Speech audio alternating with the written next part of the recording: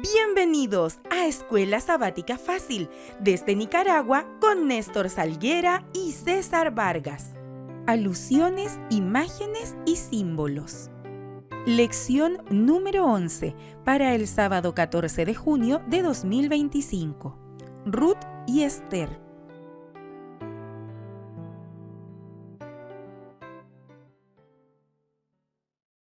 Bienvenidos, queridos amigos y queridos hermanos, a Escuela Sabática Fácil. Hoy es un gusto, ¿verdad? Es un placer y un privilegio el poder estar con ustedes en esta nueva semana, estudiando siempre el folleto de las lecciones de Escuela Sabática de este segundo trimestre. Como siempre, su servidor Néstor Salguera y su hermano en Cristo César Vargas.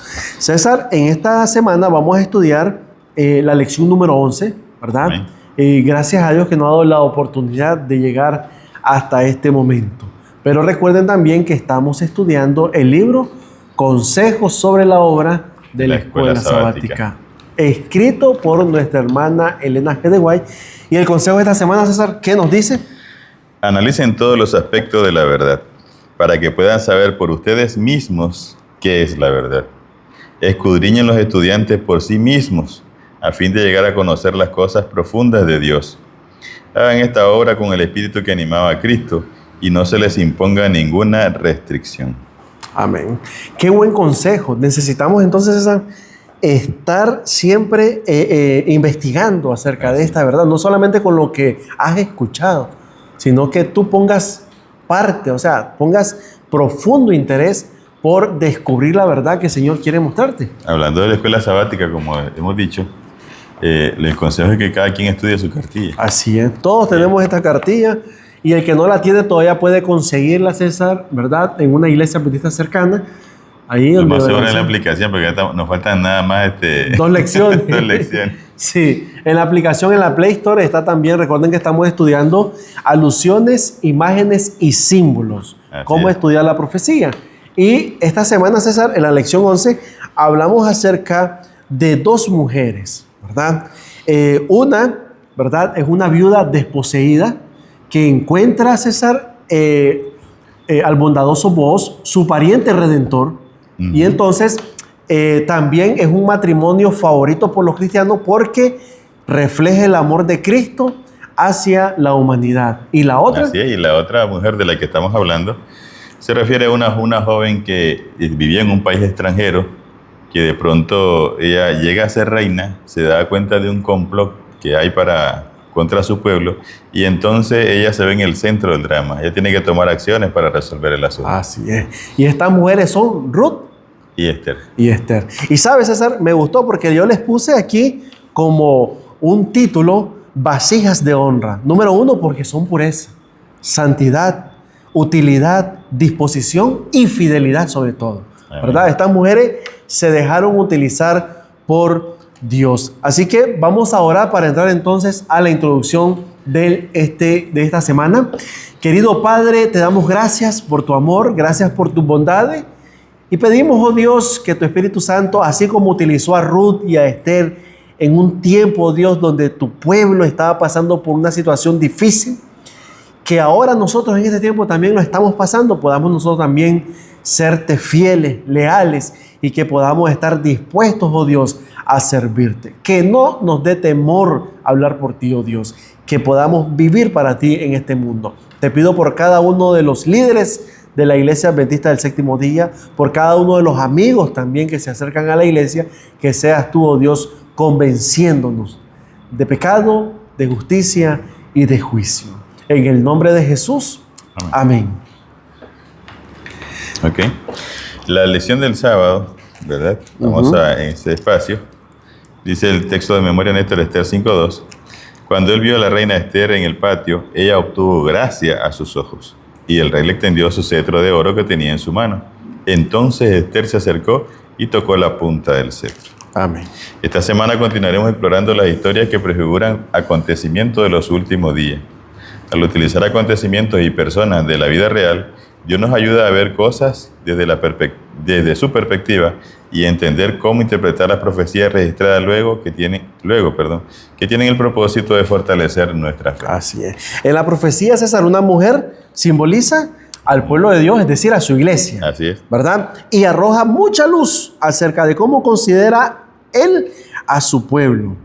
Y vamos a ver los relatos bíblicos de estas dos mujeres cuyas circunstancias, César, han quedado inmortalizadas en la palabra de Dios, y tratemos de extraer las lecciones contenidas en sus experiencias. Amén. Y eso es lo que vamos a ver, ¿verdad? Es interesante porque siempre tenemos que aprender, ¿verdad? La Biblia se va actualizando con cada generación y en cada momento han habido situaciones difíciles y estas pues tienen lecciones para todos. Así es. Solo quiero un paréntesis. El texto para memorizar dice que Esther llegó al patio a presentarse delante del rey. Sí. Y entonces dice que ella tuvo gracia ante los ojos del rey, y entonces él extendió el cetro. Al final vamos a explicar qué significaba eso, ¿verdad? Ok. Pasamos al día domingo, 8 de junio, César. Hambre en la casa del pan, ¿verdad? Resulta que estas personas vivían en Ahí Belén. Comenzamos hablando de Noemí. Hablando de Noemí, en la vida de Ruth. Ajá, en la vida de Ruth. La que nos interesa ahorita. Sí. Ruth capítulo 1, versículo del 1 al 5. Dice que ellos vivían en un lugar que se llamaba Belén. Hubo una situación difícil ahí, hubo hambruna, y el esposo de Noemí, si no me equivoco, Elimelech, pues decidieron irse a otro país para obtener el alimento. Emigraron, como hoy en día muchos hermanos han emigrado, en busca de esa situación, de una mejor vida. Sin embargo, llegaron, se establecieron en Moab, los chavalos crecieron, ¿verdad? Sí. Pero por alguna razón Elimelech falleció. Los chavalos se casaron, tuvieron 10 años con su señora y también murieron los dos, Mahalón y Kelión. Y solo se quedó Noemí con sus dos nueras. Que por cierto, una es Orfa y Ruth, ¿verdad? Ahora, para que ustedes puedan, vamos a resumir la historia. Sí. César, Ruth y Orfa eran moabitas las dos. Eran moabitas. ¿Verdad? Entonces, las dos se casan con los hijos de Noemí. Pero Noemí, cuando se ve en la situación que ya no tiene hijos, le dice a ellas que aunque vuelva a tener otro hijo, porque tampoco tenía marido, estaba difícil, entonces les dice, ya no puedo. Porque en ese entonces, César, si el marido fallecía, entonces se tenía que casar con el hermano, ¿verdad? Con el hermano que le seguía. Con el hermano menor, por decir así, antes que si no se había casado. Entonces Noemí dice, ya no tengo hijos. Entonces ustedes busquen dónde irse, porque quedan libres. Sí. Y entonces vemos que hay dos cosas. Número uno, Orfa decide irse a su pueblo. Pero Ruth hace algo interesante. Se queda. Se queda con Noemí. Mira que es interesante porque como tú dices, Noemí seguro le había hablado del Dios. A las dos. Noemí, le había mostrado, ¿verdad?, lo que era vivir a los pies de Dios. Lo que era servirle a ese Dios. Cada quien toma su decisión. Así es. Regresarse a su tierra, Orfa significaba volver a su pueblo y a sus costumbres y a sus ídolos. Es correcto. Pero Ruth había creído ahora en el Dios que creía Noemí. Y en un momento ya le dice, no, yo me voy contigo. Tu pueblo será mi pueblo y tu Dios será mi Dios. Así y es. se va. Pero hablando acá, la lección dice, los críticos de la fe cristiana han enseñado a menudo. Han señalado a menudo la brutal realidad de vivir en este mundo como prueba de que uno, Dios no existe. Número dos, es impotente para impedir que ocurran cosas malas. Y 3, no le importa que suframos. ¿Cómo es posible que su pueblo, como en este caso, Noemí se quedó sin esposo, sin hijos y prácticamente en la calle? Sí. ¿Okay? Es cierto que Dios permite que la humanidad coseche las consecuencias de su rebelión contra Él, pero está siempre presente y activo en la historia humana para la resolución final del pecado y el sufrimiento. Aunque sin coartar la libertad humana, ¿verdad? La historia de Ruth es un ejemplo de eso. Dios no obliga a Ruth que haga eso. Así es, no obliga. Ahora, dice aquí César que leamos Ruth 1 al 5. ¿Cuáles fueron las penurias que cayeron sobre Noemí y Ruth? ¿Qué las causó? ¿Cómo refleja esto la situación en la que se enfrenta ahora toda la humanidad? Bueno, nosotros encontramos que las penurias que pasaron fueron difíciles. Hambre en Belén, tuvieron que abandonar la ciudad, llegaron a Moab y comenzaron a vivir allí. Como tú dijiste, 10 años falleció Elimelech, fallecieron sus hijos. O sea, una situación difícil. Hasta el punto que Noemí llegó a decir, ya no quiero llamarme Noemí, quiero llamarme Mara, que significa amarga. Porque Dios me ha hecho así, dice ella, culpando a Dios, porque el ser humano es bueno ¿a qué? A culpar a Dios. Ahora, recuérdense que el plan de Dios cuando creó al hombre en el Edén era que fuéramos felices. Así para es. establecer un Edén, como decimos. Sin embargo, después de la entrada del pecado, nosotros fuimos desposeídos o despojados, perdón, de esa situación y comenzamos a sufrir, ¿no?, las consecuencias del pecado. Al igual que Noemí, hemos sido desposeídos de la herencia que Dios originalmente dispuso que tuviéramos y nuestra vida se ha convertido en una penuria. Así es. Originalmente, dice acá, debíamos controlar o ejercer dominio sobre la creación con la bendición de Dios, pero ahora nos enfrentamos a la tarea de controlar un mundo caído. Los seres humanos egoístas que compiten por los escasos recursos provocan mucho dolor y sufrimiento. Y la tragedia es indecible, ¿verdad? Sí. Ahora, nosotros, esta historia, familia, como tú decías, César, es la misma que pasó con Adán en el jardín del Edén. Adán fue desposeído, le quitó todo el enemigo cuando se le apareció y ahora Adán no tiene cómo recuperar esa propiedad. Y lo mismo está pasando con Noemí. Noemí vendió allá en Belén Éufrata, vendió su propiedad, pero Dios siempre hace provisión.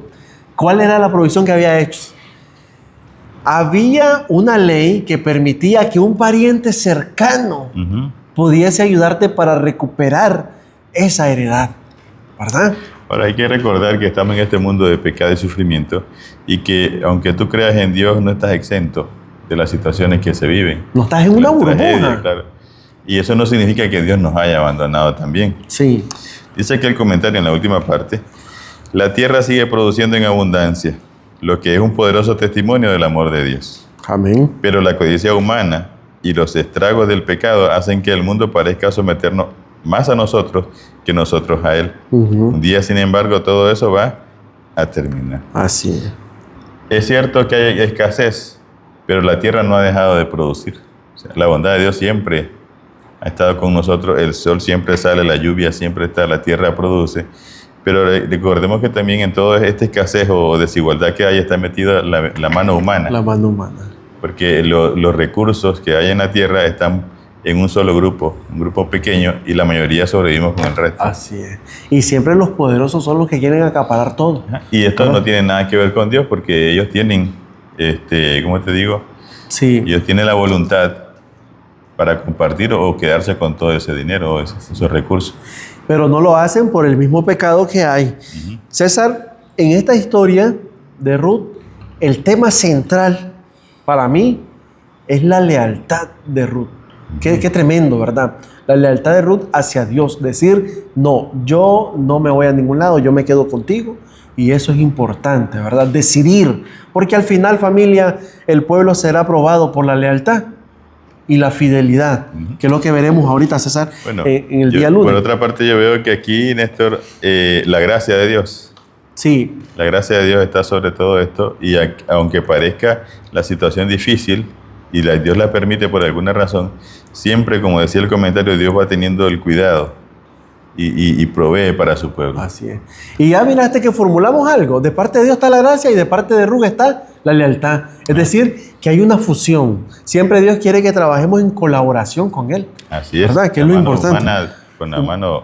Con la divinidad. divina. Sí. Así es. Pasamos al día lunes 9 de junio, César. Ruth y Booz. Ahora aparece un personaje, Booz. ¿Quién es Booz? Recordemos que en ese entonces ellos regresan a Belén Éufrata.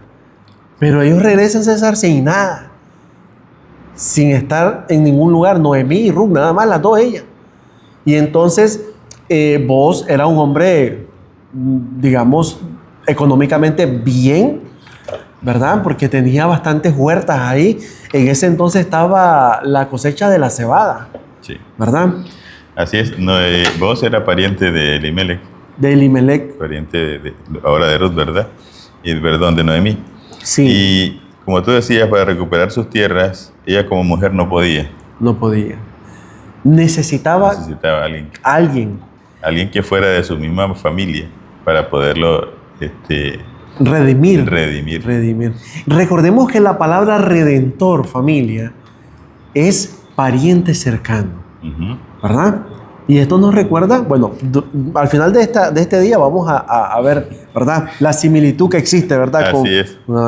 Entonces Ruth va a buscar trabajo porque depende de mí de ella. Así es. Busca trabajo providencialmente, va a dar a la finca, por así decirlo, a la casa de Boaz, y ellos se conocen. Es interesante que Ruth, ella pone todo de su parte, ¿no? Ella trabaja, desde que ella entra a trabajar, dice, desde que llegó, ella no se despegó. Siguió trabajando hasta la tarde. Hasta la tarde. Porque ella tenía bajo su cargo a Su suegra, ¿verdad? a su suegra, a Noemí. Ajá. Y Dios recompensó esa actitud, actitud de Ruth. Correcto. Algo que yo siempre digo, familia, es que Dios valora nuestro esfuerzo, Amén. ¿verdad? Eso es importante. Bueno, dice César aquí que nuestras perspectivas son sombrías, ¿verdad? Y nos pasamos la vida como espigando lo que podemos de los rincones del sembrado, viviendo de las migajas de alegrías que aún pueden encontrarse en un mundo mal logrado.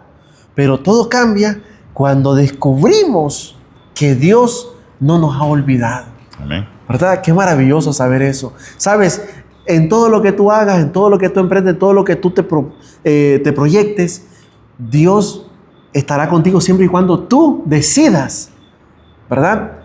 Invitarlo a todo eso. Y yo siempre he dicho que Dios es el mejor socio que podemos tener, ¿verdad? Amén. Fíjate que la historia dice, Néstor, que aunque vos se enamora de Ruth y quiere redimirla, no podía. Había alguien que se interponía ahí, ¿verdad? Había alguien que se interponía para esa redención. Sí. Y tenían que sacarle la jugada para poder hacer. ¿Qué es lo que se interponía en esto? Bueno, había un pariente aún más cercano que vos. Por ¿verdad? ley le correspondía a Por ese ley, pariente. entonces Ruth tenía que casarse con ese. Sí. Y me llama la atención porque vos se interesó mucho por ella, ¿verdad?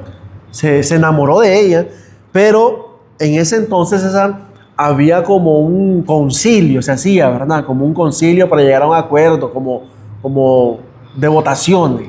Sí, lo que pasa es que los asuntos se resolvían, los asuntos legales y problemas de la ciudad se resolvían en la puerta de la ciudad. En la puerta de la ciudad. Si tenía algún problema, se iba con las dos partes, por así decirlo, y se iban a la puerta y estaban los ancianos y ellos emitían un juicio ahí delante de todos, ¿verdad? Sí. Y bueno, se consulta al otro pariente. persona, sí, y él no quiere redimirla.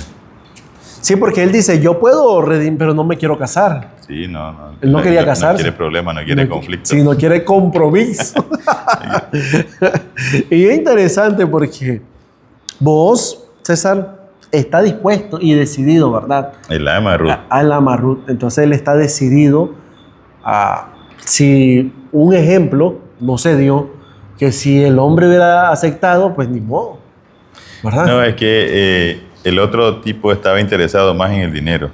Es correcto. Entonces, él quería una dote. Y Una dote. vos tenías que pagar un precio para poder tener a Ruth. Así es. Ahora, algo importante que tenemos que tomar en cuenta es, César, cómo la situación cambia. Ahora ya Ruth ya no la está viendo vos como alguien que solamente llega a recoger las migajas, porque no hay migajas en lo que recoge, sino que ahora la está viendo como alguien diferente, importante para su vida. Así es. ¿Verdad? Dice el comentario, los cristianos han entendido desde hace mucho tiempo que vos es un tipo de Cristo. Uh-huh. No solo es nuestro creador, sino también quien eligió convertirse en nuestro pariente. Uh-huh. Es decir, en un humano real, de carne y de hueso. Esta es una de las razones por las que muchas veces él se llama a sí mismo el Hijo del Hombre. El hombre. Así es. Y es que es evidente que vos represente a Cristo por lo que está haciendo en la redención. ¿Sabes? Por eso Adán, ¿verdad? Digo Adán porque él es el representante de la humanidad. Sí. Necesitaba, César, un redentor. Pero no tenía que ser alguien que no tuviera, digamos, o que no fuera hecho de sangre y de hueso como nosotros. Necesitaba alguien así, no era alguien que fuera como Dios en espíritu. Por eso Jesús vino y se encarnó. Es que si no se encarnaba, no era de nuestra raza, No era era pariente, no se podía cumplir la ley. Así que dice acá el comentario: demasiada gente asocia a Dios con la dureza y piensan que quizás nos deje entrar en el cielo si logramos marcar todas las casillas correctas del cuestionario moral. O sea, si usted cumple un montón de requisitos. Sí. Pero la imagen de Cristo revelada en la persona de vos desplaza por completo estas nociones erróneas. Dios no solo se fija en nosotros a pesar de nuestra profunda indigencia espiritual, sino que también nos quiere como a su esposa. Así es. A ver, Noemí no tenía nada que ofrecer. Estaba completamente en la calle. Y Ruth también igual, las dos. Y Ruth está también sufriendo las mismas consecuencias. Y vos la acepta a pesar de eso. Así es. Y es más, no solo la acepta pagar el precio para darle a esta mujer un nivel o un estatus social alto. Así es. Está dispuesto a pagar el precio, así como Jesús estuvo dispuesto a Amén. pagar el precio por nuestra redención, por nuestra liberación, ¿verdad? Ahora entendemos claramente esta historia. Sí. Vos representas a Jesús y Ruth representa a la humanidad caída, ¿verdad? Qué maravillosa historia, con razón es una historia favorita de los cristianos, donde el amor de Dios se refleja de una manera desinteresada. Amén, así es.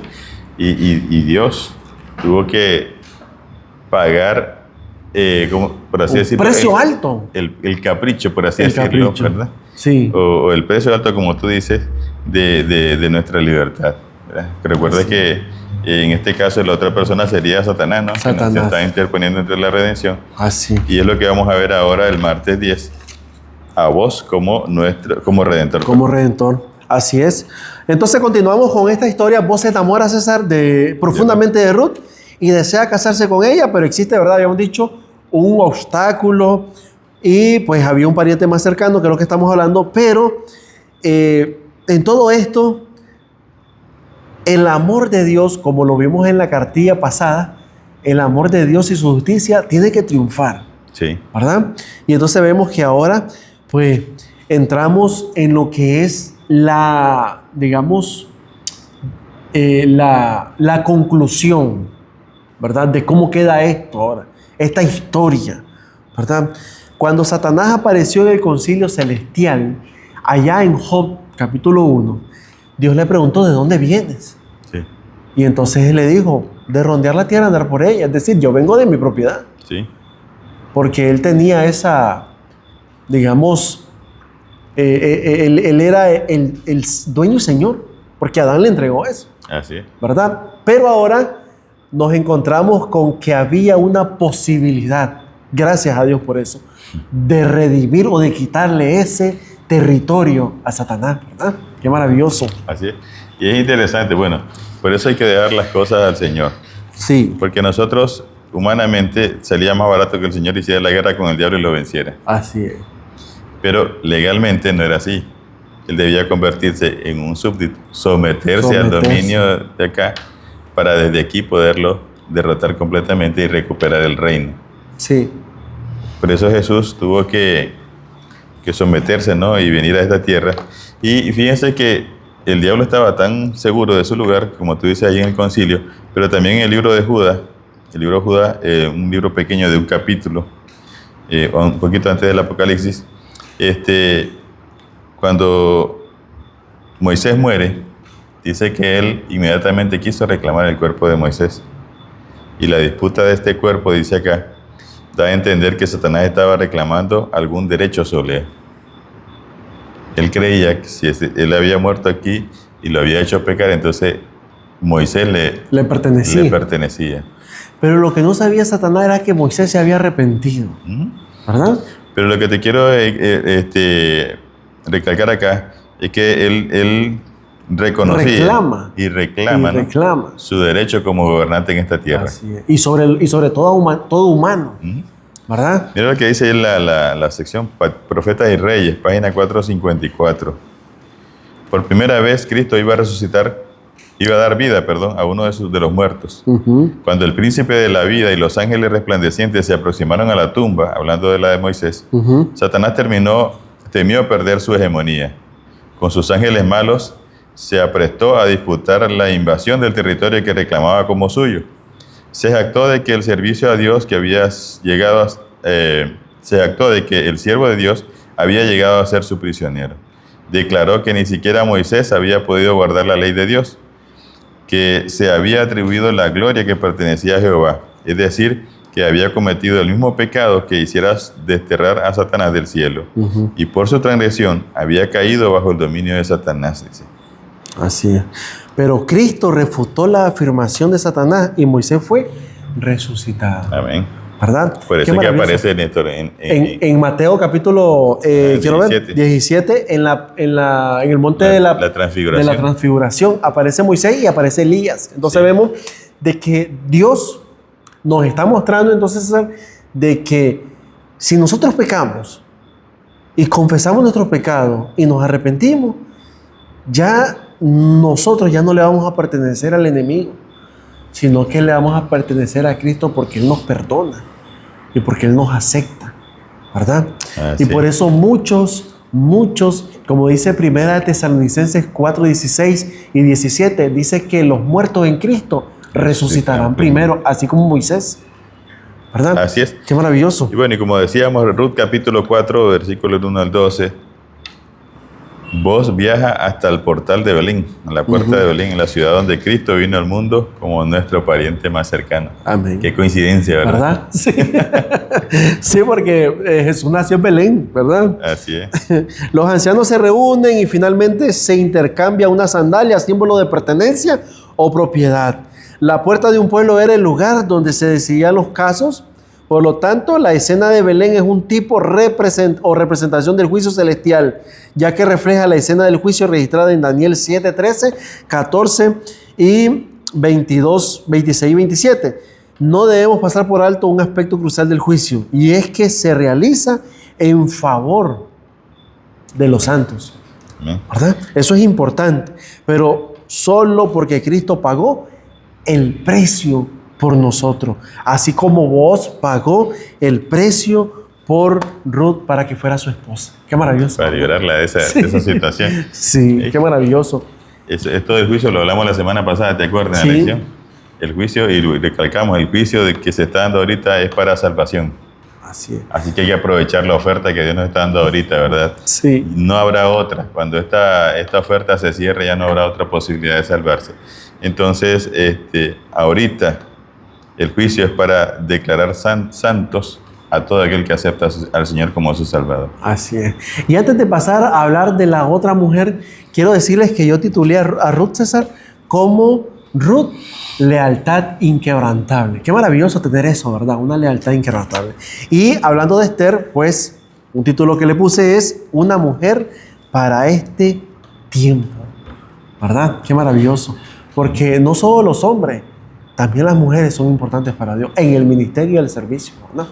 Así que pasamos al día miércoles 11 de junio, César, Amán y Satán. ¿Verdad? Son el mismo personaje. El mismo personaje. La historia de Esther incluye a un señor llamado Amán, personaje ávido de poder y a quien se había otorgado un elevado grado de prominencia en el imperio por encima de todos los demás príncipes. Es interesante porque es más o menos lo que aparece y se habla de Satanás en Ezequiel capítulo 28, del 11 al 15, y también en Isaías 14, 12 al 15, que lo hemos estudiado otras veces.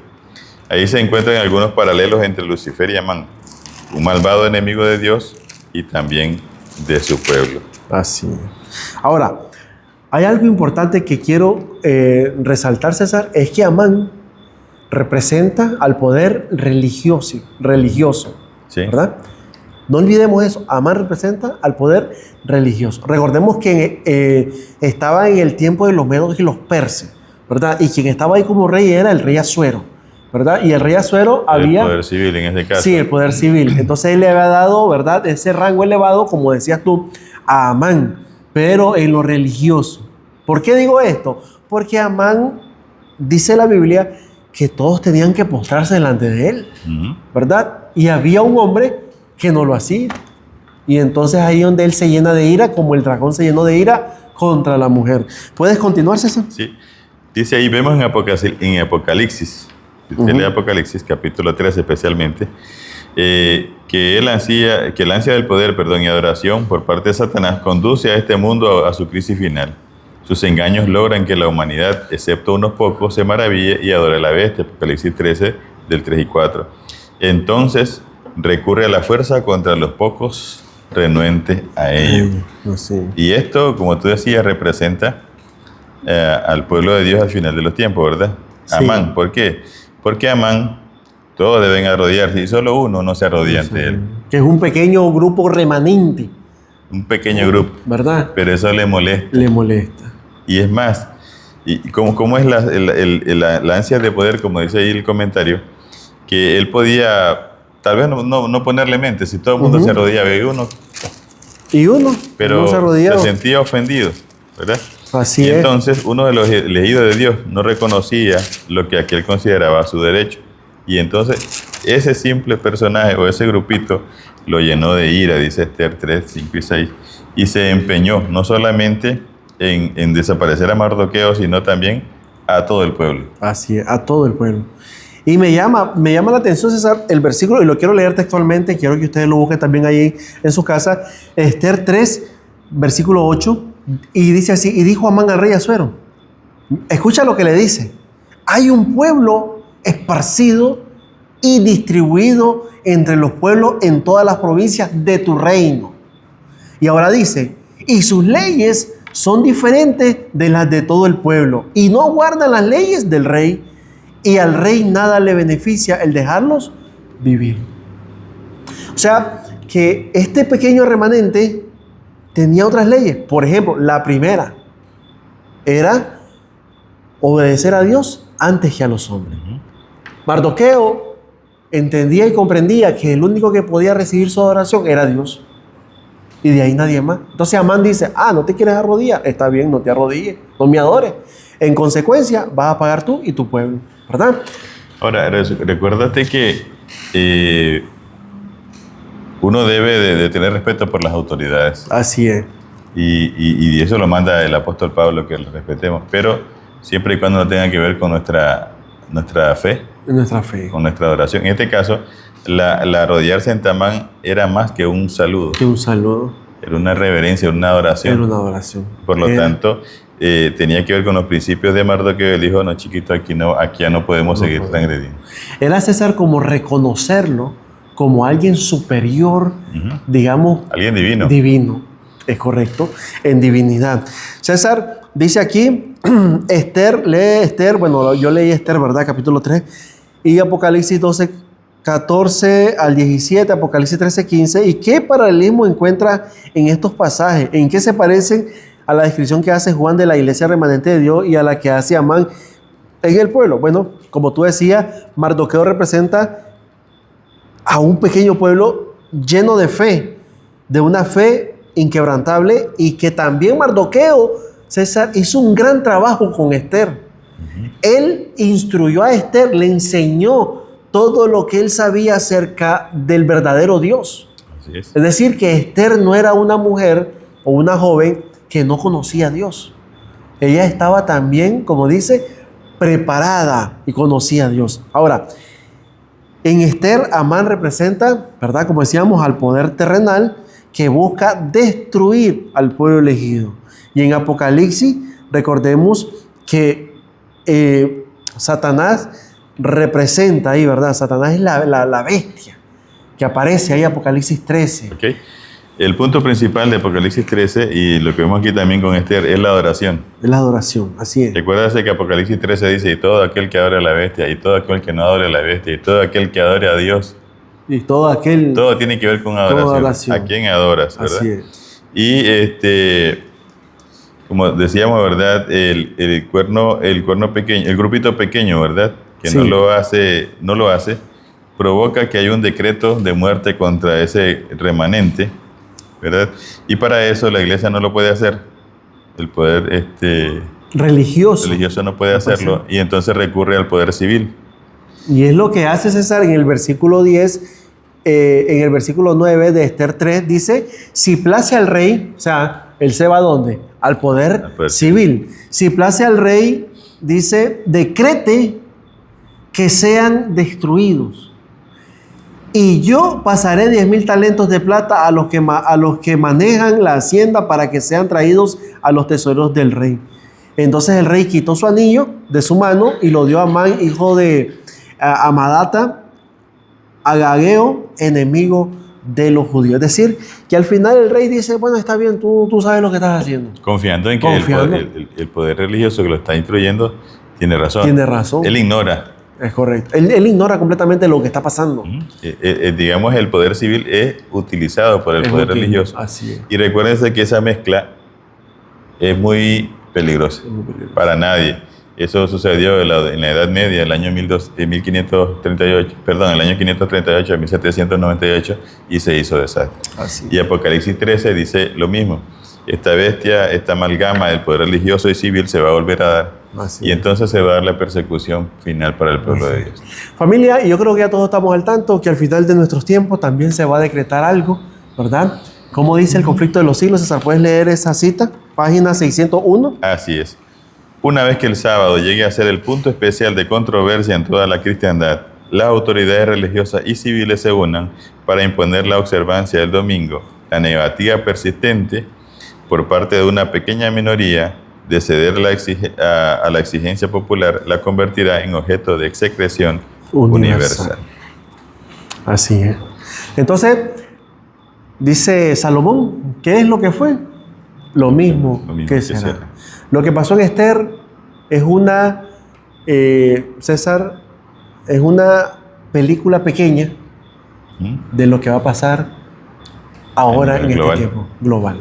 Así ¿verdad? Es. Y eso es lo que dice la profecía en Apocalipsis 13. El pueblo de Dios va a ser perseguido porque no adora a las invenciones humanas, porque ese pequeño remanente adora a Dios y lo demuestra a través de guardar la ley de Dios. Así es. La ley moral de Dios, que el cuarto mandamiento incluye el guardar el sábado. Amén. ¿Verdad? Ok, pasamos al día jueves 12 de junio, César, para esta hora, ¿verdad? Y aquí hablamos ya en lo que Esther tiene que hacer en favor del pueblo de Dios, ¿verdad? Dice el comentario, se avecinan tiempos difíciles y el estudio de la profecía podría desacertadamente centrarse en el temor y en las dificultades, en lugar de hacerlo en la solución divina de los problemas de la humanidad. ¿Qué está diciendo acá? Nosotros a veces nos preocupamos tanto por la bestia, por lo que dice la Biblia, quién es la bestia y quién es el anticristo, y no se trata de eso. El punto principal es cuál es la solución que Dios da. Así es. Y cómo Dios va encaminando a su pueblo y va también a tener la victoria con su pueblo. Así es. En el patrón general que sigue a la profecía bíblica, Dios muestra las consecuencias desastrosas de la rebelión humana, pero luego nos da esperanza. Lo que decimos, ¿verdad? Sí. Sin duda los últimos momentos no serán fáciles para el pueblo de Dios, pero así como la predicción de tiempos difíciles es fiable, también lo es la promesa de la liberación. Amén. Y esto es importante porque una de las cosas, César, es confiar en lo que Dios nos ha dado, nos ha prometido. Ahora, si Dios lo hizo en el pasado, ¿por qué no lo va a hacer ahora en el presente o lo va a hacer en el futuro? Así es lo que está diciendo. ¿Verdad? Si la predicción de los tiempos difíciles es confiable porque así se va a hacer, mucho más razón también la liberación que Dios va a dar a su pueblo. Así es importante eso. En Apocalipsis 12 el diablo persigue, César, con furia a la esposa de Cristo, pero Dios interviene, que es lo que estás diciendo, ¿verdad? Dios interviene para salvarla. Y la historia de Esther también incluye a una hermosa reina que desempeña un papel central en el drama y a la que Dios utiliza poderosamente para salvar a su pueblo, ¿verdad? Y qué coincidencia que Esther significa estrella. Y Jesús es la estrella resplandeciente de la mañana, ¿verdad? Qué maravilloso. Dice, lee Esther 4, 13, 14, 5, 1 al 3, Esther 9, 20 al 28. ¿Qué lecciones podemos extraer de estos pasajes en relación con nuestra difícil situación en el mundo actual. Bueno, una de las cosas que yo pude analizar, César, es que así como Dios usó a Esther en un tiempo difícil, también Dios nos puede usar a nosotros, siempre y cuando tengamos la disposición de estar al frente, decir, Señor, aquí estoy. Fíjate que a veces yo le he preguntado a algunos hermanos, y conversando ahí, ¿sí? o yo también me he preguntado, ¿qué hubiera hecho yo si hubiera nacido en el tiempo de Jesús? Ajá. O muchas veces, hermanos, me han dicho, me hubiera gustado nacer en el tiempo de Jesús para conocer a Jesús y oír las palabras de la boca de Jesús. Y yo le pregunto, ¿y quién te asegura que ibas a estar entre los discípulos y no entre el pueblo? Entre los que se fueron allá cuando estaba la alimentación de los 5,000. Ajá, o entre los que perseguían a Jesús. En los que perseguían a Jesús, correcto. Okay. Dios nos permitió estar en este tiempo por alguna razón.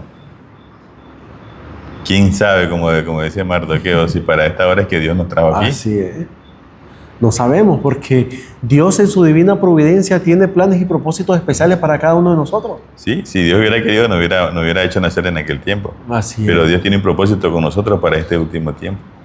Y es importante que nosotros no estemos, César, digamos, de alguna manera diciendo, yo no sé ni lo que hago aquí. O sea, a veces te preguntas eso. Sí. Pero deberíamos de enfocarnos en la predicación del Evangelio y paso a paso el Señor nos va a ir guiando a lo que Él nos está llamando a hacer. Claro, disponernos a que Dios nos utilice. Sí. Ahora, sí, en lugar de como decir eso que dijiste tú, lo mejor es, Señor, ¿para qué estoy aquí? ¿Cuál es mi papel? Así ¿Cuál es mi papel aquí en la iglesia? ¿Cuál es mi papel aquí en este vecindario? ¿Verdad? En esta familia que Dios me ha dado. Así es. ¿Cuál es mi papel que tengo que hacer? Y Dios nos va a guiar a todos. Y Dios es tan bondadoso, familia, que Él te muestra todo lo que tiene preparado para cada uno de nosotros. Dios levantó a su iglesia remanente para un momento específico de la historia. Después de que los 1260 días de la edad oscura llegaron a su fin, Dios sacó a su novia del lugar seguro donde la había resguardado para que comunicara su mensaje final de misericordia al mundo. Y ese mensaje es el mensaje que tenemos ahora, el mensaje de los 3 ángeles. Al igual que Esther, estamos aquí para esta hora. Así es. ¿Verdad? Te decía. Sí. O sea, Dios no pudo haber sacado en otro momento, pero nos sacó aquí porque aquí es donde le somos útiles. Así es. Porque a todos los reformadores los levantó en ese tiempo preciso. ¿Verdad? A todos ellos. Así es. Entonces, igual nosotros también. Y la reforma no ha terminado. Nosotros tenemos que ser esos reformadores. Tenemos que seguir los pasos de ellos. Dice ahí, Esther descubrió que no estaba sola frente a la persecución de Amán contra su pueblo, ya que encontró el favor del rey y su pueblo fue finalmente liberado. Nosotros tampoco estamos solos al entrar en los últimos momentos de la historia de la tierra. El rey está de nuestro lado y el pueblo de Dios también será liberado. Liberado, perdón. Porque Daniel 12:1 dice, en aquel tiempo se levantará Miguel. Y será un tiempo de angustia el cual nunca ha habido desde que hubo gente en la tierra. Pero tu pueblo será libertado. Okay. Qué maravillosa promesa, familia. Y eso es una realidad que tenemos que tener, ¿verdad? Lo único que el libro de Daniel dice, que solamente a todos aquellos que se encuentren en el libro de la vida del Cordero. Así que si tú todavía no has tomado la decisión de entregar tu vida a Jesús, si tú todavía estás en el vaivén, decídete por Cristo. Dale tu vida, entrégale tu vida. Amén. No importa el que dirán, no importa si la familia se te vuelve en contra, no importa. Porque la palabra de Dios dice que aunque padre y madre me dejare, con todo eso Jesús te recogerá, ¿verdad? Entonces es importante eso. Fíjate en esta última pregunta, en este último comentario ella. Todo resultó bien para el pueblo de Dios en el caso de la historia de Esther, pero no siempre es así, al menos a corto plazo. ¿Por qué debemos tener siempre una visión a largo plazo de las cosas para mantener viva nuestra esperanza en Cristo? O sea, a veces nosotros por lo menos no conocemos los detalles, lo que va a pasar en nuestra vida de ahora en adelante. Pero sí debemos de ver más allá, a la victoria que Jesús ha prometido. Debemos de ver allá el monte de Sión, donde Cristo está con los 144,000. Y anhelar ser parte de ese pueblo. Correcto, ser parte de ese pueblo y estar con el Cordero. Porque si a veces queremos los resultados a corto plazo, nosotros podemos tener, qué sé yo quisiera vivir para el tiempo del fin, pero tal vez Dios en su misericordia no lo permite así. Yo no me voy a decepcionar por eso, yo estoy viendo más allá. Así es. Porque ya sea que esté vivo o ya sea que descanse en el Señor, yo quiero estar allá. Y mi mente nunca debe de perder esa visión. Esa visión, ese horizonte. Sí. De tal manera que mi fe siempre se mantenga por encima de cualquier situación. Con razón el apóstol Pablo, César, en Colosenses 3 dice, puesto los ojos allá, dice, ¿verdad? En el galardón, puesto los ojos en las cosas de arriba, dice, no en las de la tierra, porque son temporales, sino en las de arriba, que son las eternas, por lo que debemos de luchar en esta vida. Así es, como te digo, los detalles no los conocemos. Entonces nosotros debemos estar más allá. Suceda lo que suceda acá, mi mente debe estar allá. Puesto los ojos, digo él mismo, en Jesús, el autor y consumador de nuestra fe. Amén. Así es, familia, vamos a leer el comentario final del viernes, César. Hay una cita, ¿verdad? En Profetas y Reyes, página 405, ¿verdad? Me gustaría que leas una parte y yo leo la otra parte. Así que termina donde dice destruir su fe. Ahí te doy permiso que leas. Satanás despertará indignación contra la minoría que se niega a aceptar las costumbres y las tradiciones populares. Hombres encumbrados y célebres se unirán con los inicuos y los viles para concentrarse contra el pueblo de Dios. Las riquezas, el genio y la educación se combinarán para cubrirlo de desprecio. Gobernantes, ministros y miembros de la iglesia, llenos de un espíritu perseguidor, conspirarán contra ellos. De viva voz y por la pluma, mediante jactancias, amenazas y el ridículo, procurarán destruir su fe. ¡Wow! Quiere decir que en este tiempo también, así como Amán planeaba destruir a todos los judíos, también se levantarán estos para destruir a todos aquellos que están en contra de lo que se ha decretado. Sí, bueno. y no son ningunos criminales. Sí, porque dice que son gobernantes, son ministros, hasta parte de la iglesia son eso. Sí, el pueblo totalmente va a estar en contra tuyo, porque tú quieres mantenerte fiel a Dios. Así. La situación no va a ser nada fácil. Así. Pero debemos recordar que dice, de todo esto Dios va a librar a su pueblo. Así. Tenemos que ser como Martín Lutero cuando le dijeron, mira, todo el mundo está en contra de ti. Y Martín dijo, entonces yo estoy en contra de todo el mundo. Sigue diciendo la cita. Sí. Por calumnias y apelando a la ira, algunos despertarán las pasiones del pueblo, no pudiendo presentar así dicen las escrituras, como en el caso de Martín Lutero, ¿te acuerdas? Sí. Que no le pudieron presentar. Él decía, quiero que demuestren en la Biblia. Si estoy equivocado. Si estoy equivocado. Y no hubo nada. Sigue diciendo, contra los que defienden el día de reposo bíblico. Escuchen contra quiénes son. Recurrirán a decretos opresivos para suplir la falta. A fin de obtener popularidad y apoyo, los legisladores cederán a la demanda por leyes dominicales. Pero los que temen a Dios no pueden aceptar una institución que viola un precepto del decálogo. En este campo de batalla se peleará el último gran conflicto en la controversia entre la verdad y el error. Y no se nos deja en la duda en cuanto al resultado. Hoy, como en los días de Esther y Mardoqueo, el Señor vindicará su verdad y a su pueblo. Amén. Dice el linaje de Juan. Qué maravilloso. Yo creo que César, nosotros, y no solamente nosotros como adventistas del séptimo día, yo creo que la mayoría que no son adventistas conocen esto, saben lo que está pasando, saben cómo será esto al final del tiempo.